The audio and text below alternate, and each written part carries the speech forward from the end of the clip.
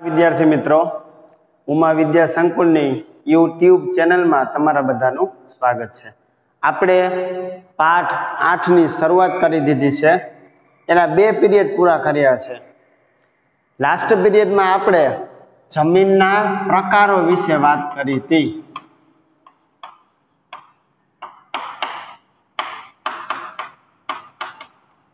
आ जमीनना प्रकारों जे कई संस्थाए आपेला छे एवुं जो तमने पूछवामां आवे तो तमारे याद राखवानुं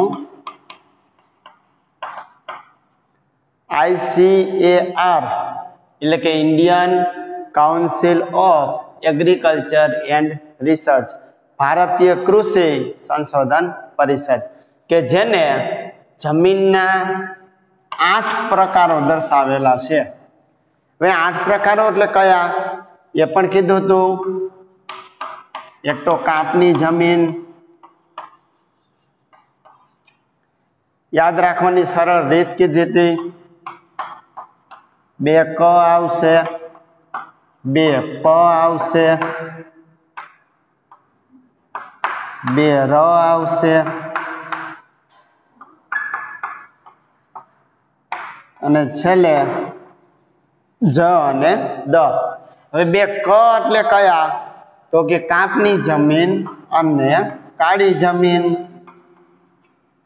2 प એટલે कया तो कि પડખાઉ जमीन जेनु बीजू नाम छे लेटेराइट। बीजो प એટલે तो कि पर्वतीय जमीन। र એટલે કે રણ प्रकारनी जमीन। बीजो र एटले राती अथवा लाल जमीन। कापनी जमीन, काળી जमीन, પડખાઉ के लेटेराइट जमीन, पर्वतीय रण प्रकारनी, राती अथवा लाल जमीन, जंगल प्रकारनी जमीन,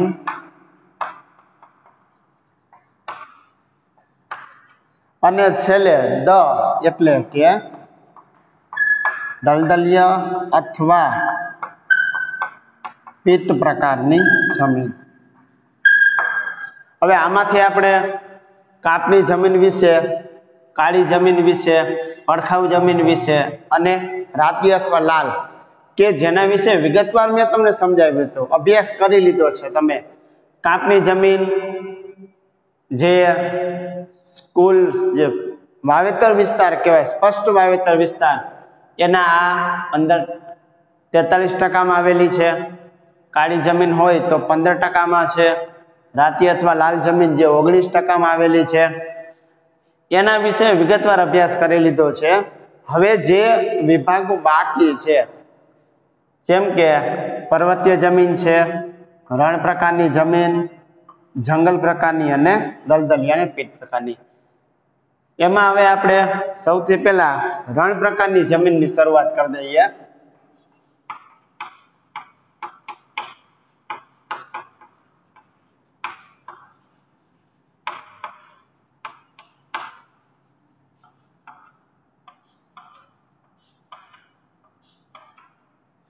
आ जमीन छे क्यां आवेली छे, जमीन में पोषक तत्वों प्रमाण केवुं होय, एનું निर्माण कई रीते थाय छे, एमां कया पाकनुं वावेतर लई शकाय, तो के मोटा भागे ज्यां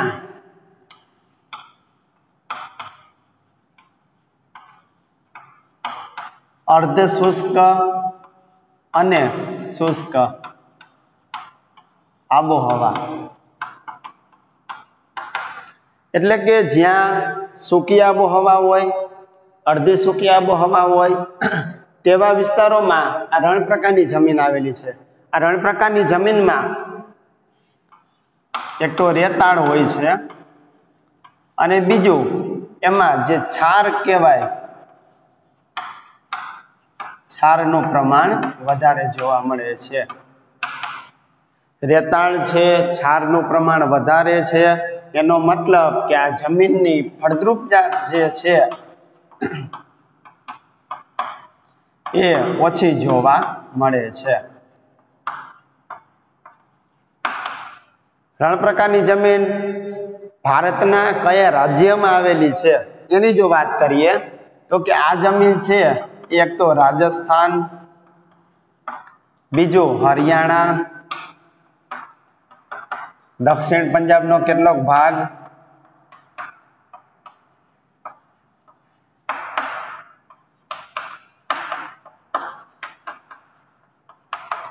અને ગુજરાતમાં પણ આ જમીન આવેલી છે.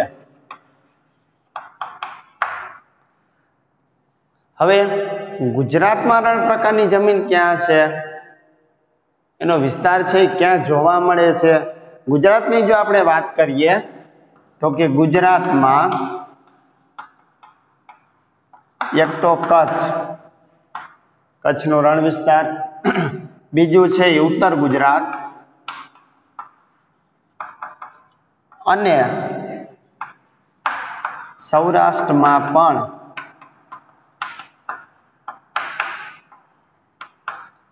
આ જમીન જોવા મળે છે.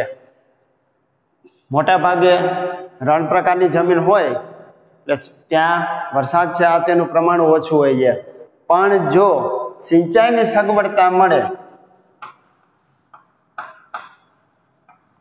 તો કે સિંચાઈથી બાજરી અને જુવાર જેવા જે પાક છે એ લેવામાં આવે છે. બસ આટલું યાદ રાખી લેજો. શુષ્ક ને અર્ધ શુષ્ક આબોહવા હોય, રેતાળ અને છારનું પ્રમાણ ઓછું હોય, ફળદ્રુપતા ઓછી હોય, રાજસ્થાન, હરિયાણા, પંજાબમાં આવેલી હોય. ગુજરાતની જો વાત કરીએ તો કચ્છ, ઉત્તર ગુજરાત અને સૌરાષ્ટ્ર સિંચાઈની સગવડતા મળે તો બાજરી અને જુવારનો પાક લઈ શકાય. રણ પ્રકારની જમીન પછી હવે આપણે પર્વતીય જમીનની વાત કરી લઈએ.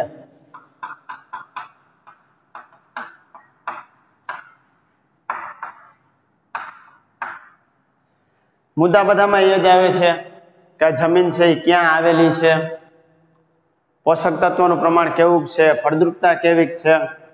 સૌથી પહેલા જો વાત કરીએ પર્વતીય જમીન ક્યાં આવેલી છે તો કે આ જમીન હિમાલયના ઊંચાઈવાળા વિસ્તારો અને ઢોળાવવાળા વિસ્તારો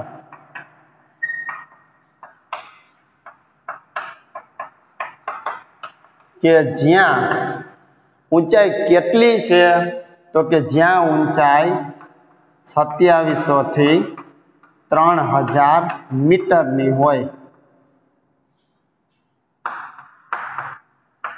હિમાલયના એવા ઊંચાઈવાળા વિસ્તાર, એવા ઢોળાવવાળા વિસ્તાર કે જ્યાં ઊંચાઈ 2700 થી 3000 મીટર છે ત્યાં પર્વતીય જમીન આવેલી છે.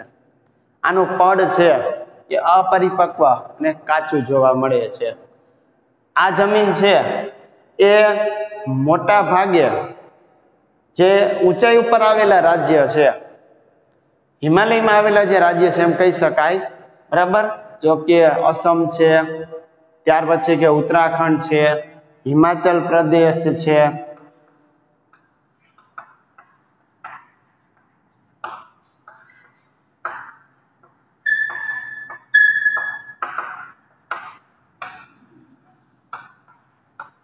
કાશ્મીર, આવા જે ઊંચાઈ ઉપર આવેલા જે રાજ્ય છે ત્યાં આ જમીન આવેલી છે. હમણાં તમને વાત કરી એમ એનું જે પડ છે એ પડ અપરિપક્વ જોવા મળે છે.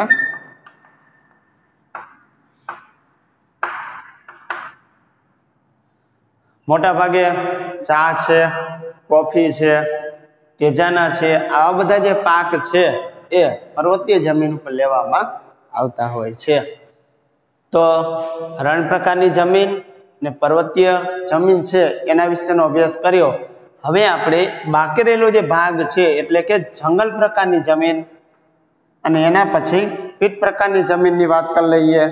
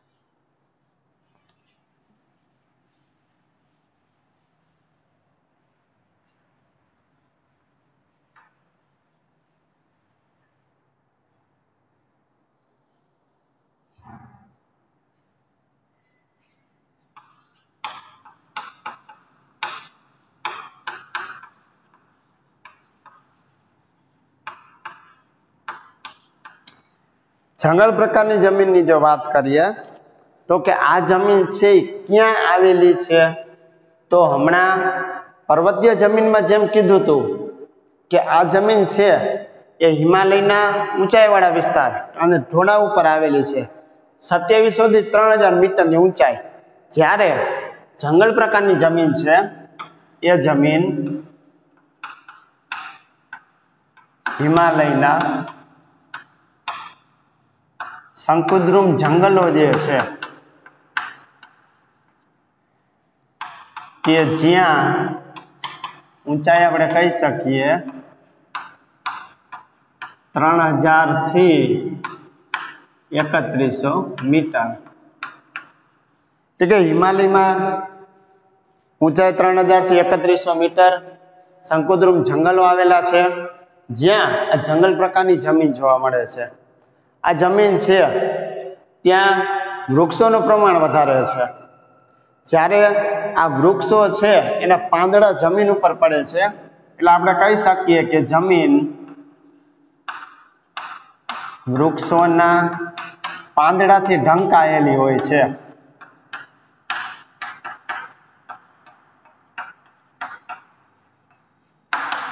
જ્યારે આ પાંદડા છે એ સડી જાય છે પછી એમાંથી સેન્દ્રિય તત્વો બને છે. એટલે કે આ સેન્દ્રિય તત્વોને કારણે આ જમીન છે એનો ઉપરનો જે ભાગ છે એ કાળો હોય છે.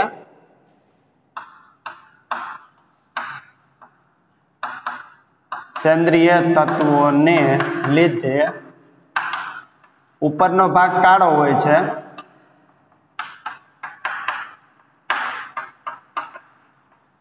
પછી જેમ જેમ આપણે નીચે જઈએ ઊંડે ઉતરીએ ત્યારે આ જે છે ભાગ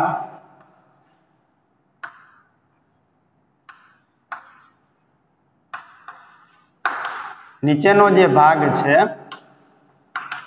એ નીચેનો ભાગ ભૂરા કે લાલ રંગમાં ફેરવાય છે.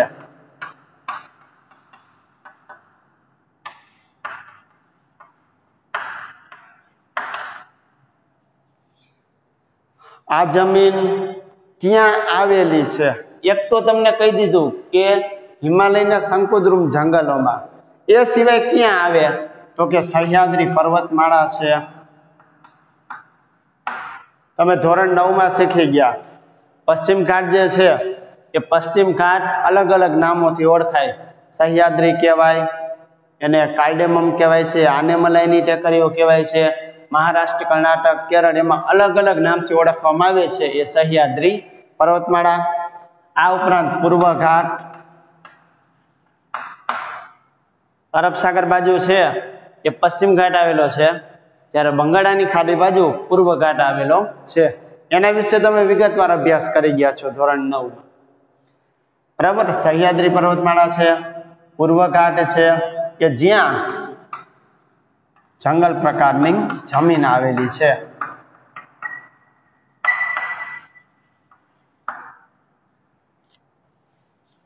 ચાલો, જંગલ પ્રકારની જમીન પછી હવે જે બાકી રહેલો ભાગ છે એ છે દલદલ કે પીઠ પ્રકારની જમીન. એના વિશેની આપણે વાત કરી લઈએ.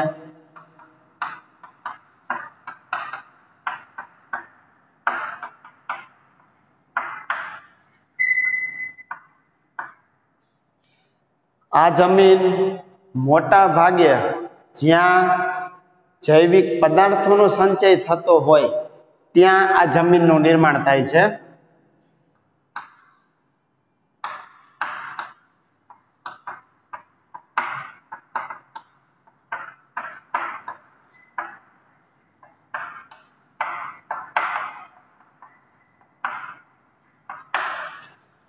મોટા ભાગે વર્ષા ઋતુ દરમિયાન જ્યારે પાણી ભરેલું હોય છે એ પાણી સુકાઈ જાય પછી ડાંગરનો પાક લેવામાં આવે છે. એમાં જૈવિક પદાર્થ છે એનું પ્રમાણ વધારે જોવા મળે છે.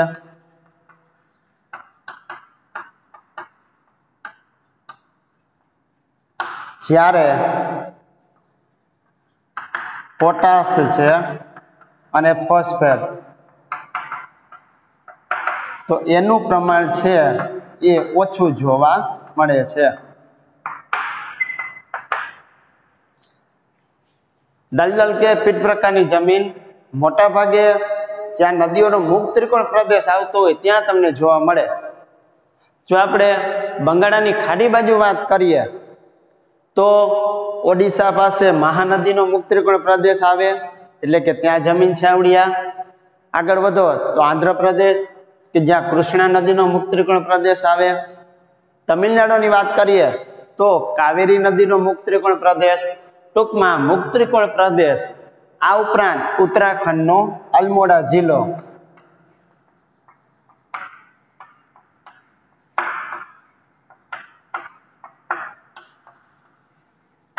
કે જ્યાં દલદલ કે પીટ પ્રકારની જમીન આવેલી છે।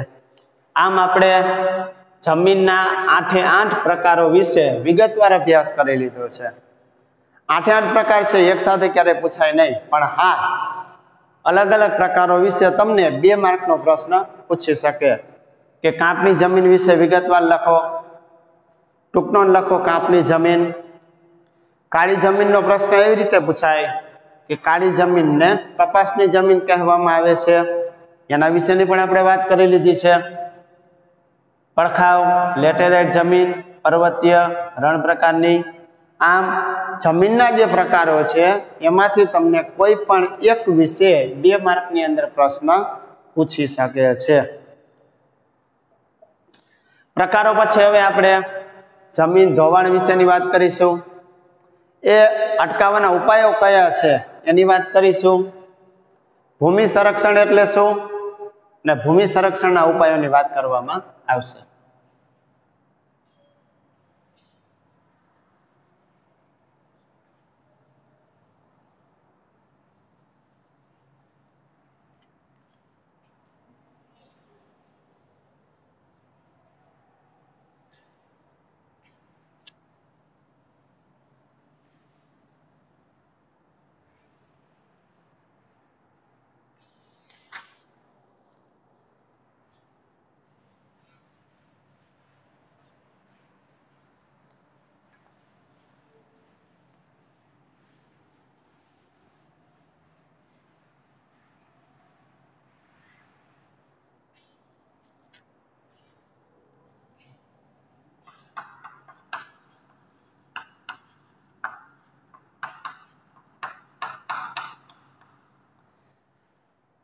જમીન ધોવાણ સરળ શબ્દમાં કહીએ તો જમીનનું ધોવાણ થવું। પણ કઈ રીતે જમીનનું ધોવાણ થાય? તો કે જમીન ધોવાણ એટલે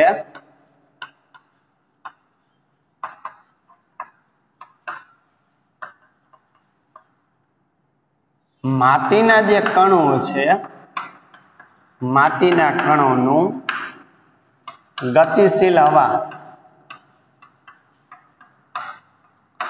અને પાણી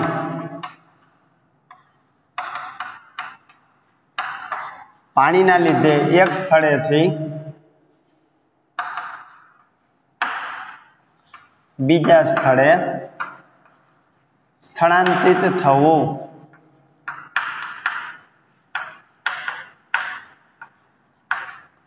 એટલે અહીંયા તમને ખ્યાલ આવે માટી કણોનું 2 પરિબળો એટલે કે ગતિશીલ હવા અને વહેતું પાણી, કે જેના કારણે એ માટી કણો એક સ્થળેથી બીજા સ્થળે સ્થળાંતરિત થાય છે। સ્થળાંતરિત થવું મતલબ કે એક જગ્યાએથી બીજી જગ્યાએ જતા રહીએ છે। જેમ જેમ જમીનનું ધોવાણ વધે એમ એના પોષક તત્વોનું પ્રમાણ ઘટતું જાય છે, ફળદ્રુપતા ઓછી થાય છે। એટલે સ્વાભાવિક છે કે એમાં ઉત્પાદન પણ ઓછું થશે, ઓછા પાક લેવાશે। તો જમીન ધોવાણનો જે પ્રશ્ન છે એ ખૂબ જ ગંભીર કહી શકાય। એને અટકાવવા માટે આપણે શું કરી શકીએ? તો જમીન ધોવાણ અટકાવવાના ઉપાયોની આપણે વાત કરી લઈએ। સૌથી પહેલા તો આપણે જે ચરાણ પ્રવૃત્તિ છે એને નિયંત્રિત કરવાની છે।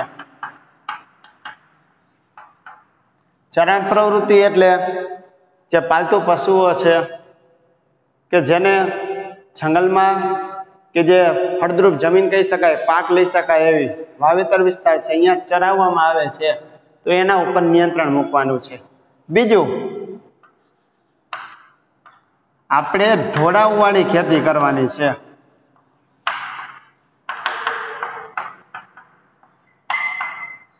એટલે કે જે ઢાળ છે એ ઢાળ ઉપરથી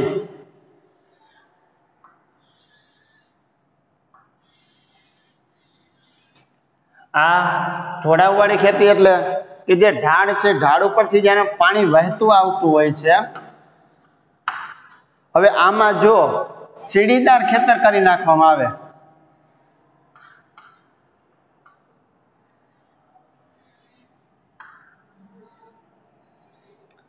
આનો મતલબ એવો થશે કે જો ઢાળ હશે તો પાણી ઝડપથી નીચે વહીને આવશે. જેમ ઝડપથી પાણી વહેતું આવશે એમ જમીનનું ધોવાણ વધારે થશે, અને ઝડપથી વહેતું પાણી છે જમીનમાં ઉતરતું નથી અથવા બહુ ઓછું ઉતરે. હવે એની જગ્યાએ જો આપણે અહીંયા કિયારા બનાવી નાખેલા હોય, જેને સીડીદાર ખેતર કહી, આપણે સીડી ચડતા હોય એવો આકાર થાય, કિયારા બનાવી નાખેલા હોય તો પાણી જે વહેતું આવે છે આ કિયારામાં ભરાશે અને જમીનની અંદર ઉતરશે, ભૂગર્ભ જળ વધશે. બરાબર, આ એક ઉપાય છે. બીજું છે પડતર જમીનમાં વૃક્ષારોપણ કરવું.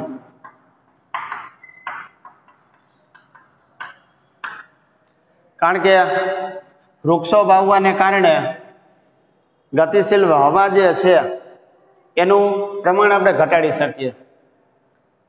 એટલું જ નહીં, વૃક્ષોના જે મૂળ છે એ જમીનને જકડી રાખે છે, એથી પણ આપણે જમીનનું ધોવાણ અટકાવી શકીએ. ત્યાર પછી કે જ્યાં પાણી વહેતું હોય ત્યાં આડબંધ બાંધવા. આડબંધ બાંધવા એટલે શું? તો કે જેમ પાણી વહે છે આમાં જો વચ્ચે વચ્ચે અહીંયા પથ્થર મૂકી દેવામાં આવે,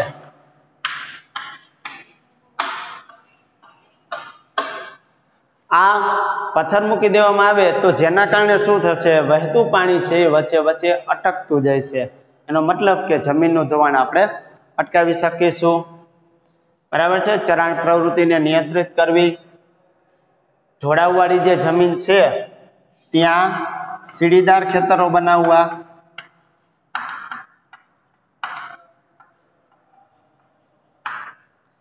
પડતર જમીન જ્યાં વધારે વૃક્ષારોપણ કરવું, પાણી વહેતું હોય ત્યાં આડબંધ બાંધવા, આ ઉપરાંત ઊંડી ખેડ કરવી.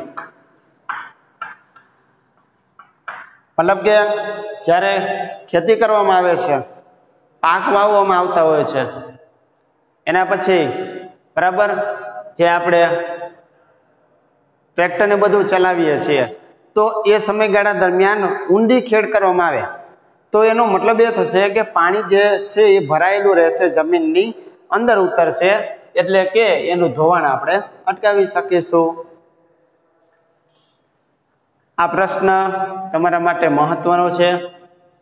ઘણી વખત તમને 2 માર્કની અંદર પૂછે કે જમીન ધોવાણ એટલે શું, તેને અટકાવવાના ઉપાયો જણાવો, અથવા ખાલી ઉપાયો પણ પૂછી શકે કે જમીન ધોવાણ અટકાવવાના ઉપાયો જણાવો. તો તમે આ મુદ્દાઓ છે યાદ રાખી લેજો. હવે આપણે ભૂમિ સંરક્ષણ વિશેની વાત કરી લઈએ અને એને અટકાવવાના ઉપાયો.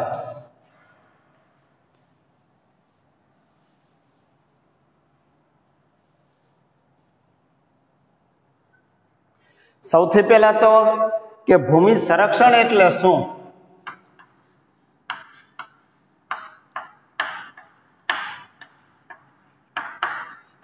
ભૂમિ એટલે જમીન થાય. હમણાં જે વાત કરી કે ગતિશીલ હવા, ઝડપથી વહેતું પાણી જે જમીનનું ધોવાણ કરે છે, માટી કણોને એક જગ્યાએથી બીજી જગ્યાએ લઈ જાય છે, તો એનું સંરક્ષણ કરવાની વાત છે. એનો મતલબ આપણે લખી શકીએ કે માટી કણોને વહેતા અટકાવવા અને જમીનની ગુણવત્તા જાળવી રાખવી.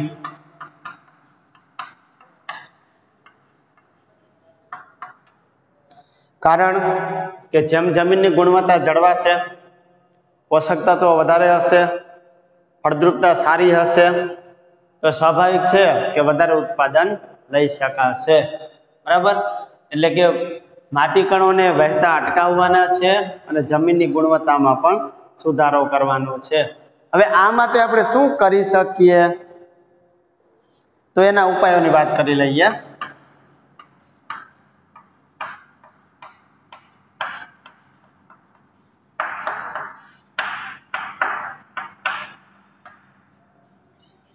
આમ તો જમીન ધોવાણ અટકાવવાના ઉપાય, ભૂમિ સંરક્ષણના ઉપાય એમાં વધારે કઈ ડિફરન્ટ નથી. એટલે એક મુદ્દો જે છે એ આપણે અહીંયા રિપીટ કરી શકીએ કે ચરાણ પ્રવૃત્તિને નિયંત્રણમાં રાખવી.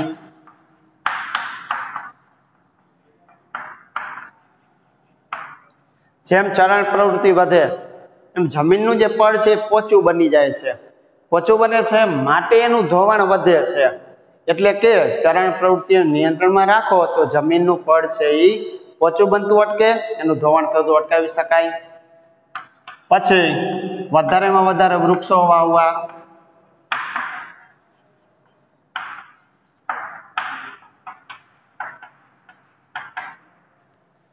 હમણાં વાત કરીએ એમ, એક તો વૃક્ષોના મૂળ જમીનને જકડી રાખે છે. બીજું, વૃક્ષોના કારણે જે હવાથી જમીનનું ધોવાણ થતું હોય છે એ પણ અટકાવી શકાય છે. ત્રીજું, રણ પ્રદેશ હોય તો રણ પ્રદેશના જ્યાં કિનારો આવતો હોય તો એક કિનારો હોય ત્યાં આપણે વૃક્ષોની હારમાળા કરી દેવી.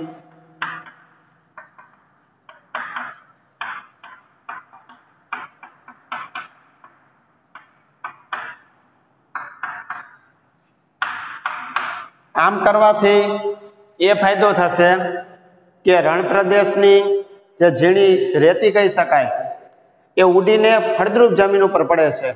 હવે એના કારણે ફળદ્રુપ જમીન પણ બિનઉપજાઉ બની જાય છે. એ અટકાવવા માટે રણ પ્રદેશનો જે કિનારો આવે છે ત્યાં વધારે વૃક્ષો વાવી દો, હારમાળા ઊભી કરી દો, તો જે ઝીણી રેતી છે એને અટકાવી શકાય, ફળદ્રુપ જમીનને બચાવી શકાય. પછી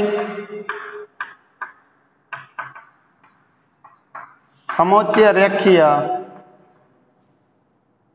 ખેડ કરવી. હવે સમોચ્ચ રેખીય ખેડ એટલે કેવી, તો કે જે ઢાળ છે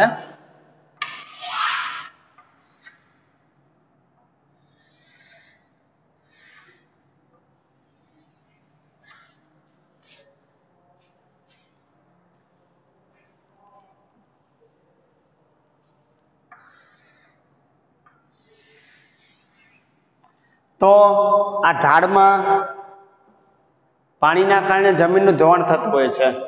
માનો કે આપણે આ રીતે ખેતી કરેલી છે તો એનાથી પાણીનું ધોવાણ તો અટકશે જ. હવે એની બાજુમાં જે આવે છે ખેતર, માનો કે એને આ આપણે ઊભા જે ચાষ કરેલા હતા એના બદલે આપણે આડા કરી નાખીએ અહીંયા આવી રીતના.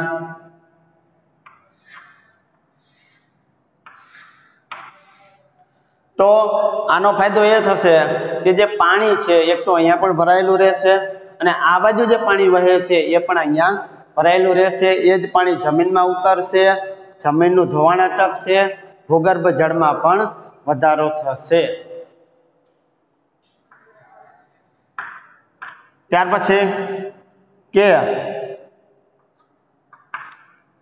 વૃક્ષો વાવવા, ચરાણ પ્રવૃત્તિને નિયંત્રણમાં રાખવી, રણ પ્રદેશનો કિનારો આવતો હોય ત્યાં વૃક્ષોની હારમાળા ઊભી કરવી, સમોચ્ચ રેખીય ખેડ કરવી, ઊંડી ખેડ કરવી.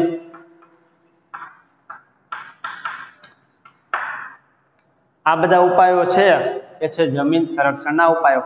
આ ઉપરાંત આપણે બીજી પદ્ધતિઓ પણ ઉપયોગ કરી શકીએ, જેમ કે હમણાં કીધું હતું કે સીડીદાર ખેતરો બનાવવા એ પણ તમે આની અંદર લખી શકો છો।